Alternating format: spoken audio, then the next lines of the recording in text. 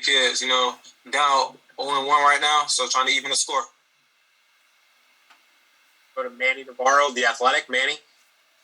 Hey, Cam, wanted to ask you, last year you guys had the lead late in that game, and they were able to have some big plays. Obviously, everybody thinks about the 4th and 14. How much have you gone back and looked at that play, since, maybe just serve as motivation, and, what's kind of your mindset coming off of that? Don't really worry about that too much. Florida State and Miami kind of holds its own weight. There's no reason to, look back at other games.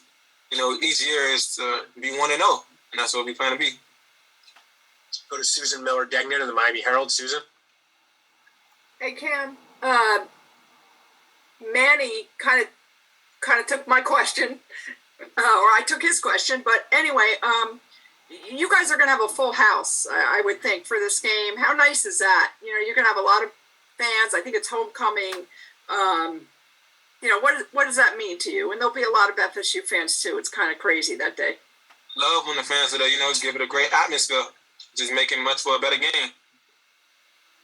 Does that kind of motivate you a little? When you hear that? Yeah, it gives it extra motivation, but at the same time, I'm not there just to play football. Go to Luke Cheney from All Hurricanes. Luke. Hey, what's up, Cam? So I'm just wondering, what has stood out to you about Jordan Travis and Florida State's passing offense from watching them on film? He done progressed a lot throughout the season. He's able to do it with his and this year he hasn't been doing it with his feet that much as he did last year. So that's a great step on his part. So he's been throwing the ball very well. So yeah.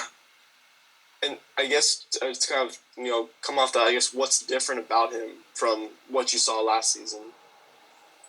Wanting to throw the ball more.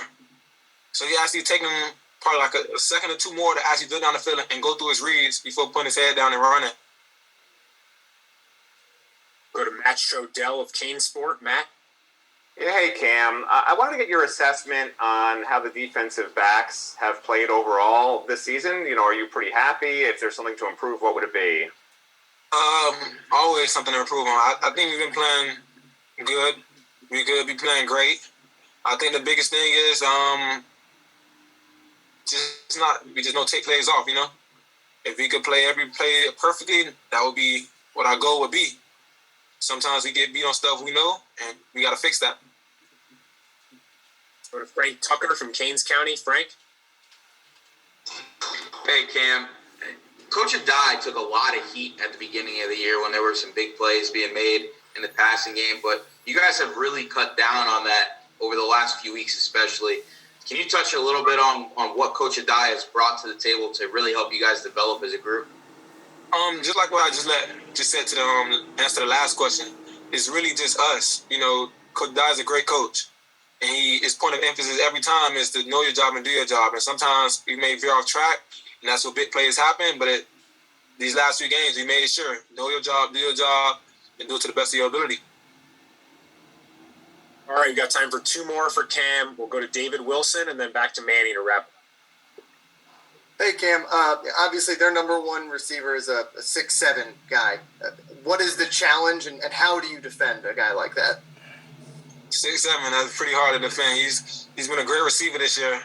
But the thing is, you got to just be physical, like he's physical. Just go up. Yeah. Not too much to be said about it. All right, last question for Cam. We'll go back to Manny Navarro. Hey, Cam, apologize. This isn't about you guys or even FSU. It's about somebody you faced earlier this year. But Drake Mays, I'm writing a story on him and, potentially being a Heisman candidate, etc. Just curious about your thoughts on him as a player, and where does he sort of rank among the quarterbacks you guys face this year?